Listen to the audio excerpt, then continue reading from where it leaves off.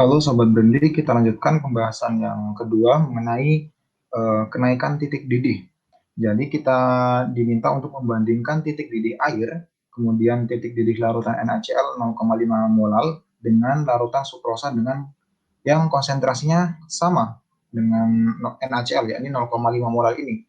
Nah, kita tahu bahwa kenaikan titik didih suatu larutan atau TB ini rumusnya adalah TF ditambah dengan delta TB, yang mana TF ini adalah titik didih air. Nah, kemudian apabila kita ingin mencari tahu titik didih larutan NaCl, ini bisa kita menggunakan rumus ini. TB sama dengan TF plus delta TB. Karena ini nilainya positif, maka sudah jelas larutan apapun itu akan lebih tinggi daripada titik didih dari air murni.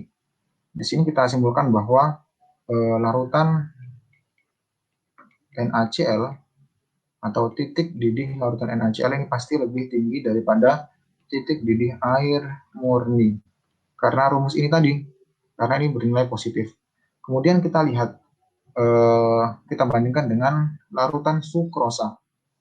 Nah, apabila kita analisis kenaikan dari titik didih delta TB, itu rumusnya adalah molalitas dikali dengan KB, di mana molalitas ini merupakan satuan konsentrasi,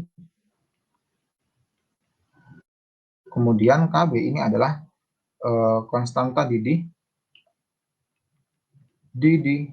pelarut, yang mana ini nilainya KB ini dipengaruhi oleh pelarut yang digunakan. Jadi misalkan kita membandingkan antara NaCl dengan sukrosa, itu kita lihat dua komponen ini. Yang pertama, apakah molalitasnya sama, atau yang kedua KB-nya sama. Ternyata di sini KB-nya sama karena pelarutnya di atas adalah sama-sama air aqueous. Maka nilai KB sama, kita coret. Kemudian nilai molalitas, ternyata di atas juga diketahui bahwa konsentrasinya itu sama. Maka di sini juga molalitasnya adalah sama. Akan tetapi perlu diingat bahwa ada dua rumus delta TB. Yang pertama itu adalah untuk larutan non elektrolit, dan yang kedua itu ada untuk larutan elektrolit. Nah, ini adalah yang saya tulis adalah larutan untuk elektrolit yang bawah ini. Jadi yang atas ini untuk larutan non elektrolit, dan yang bawah ini adalah untuk larutan elektrolit. Nah, bedanya apa? Bedanya adalah untuk larutan elektrolit ini ada tambah pengalih I. I ini adalah faktor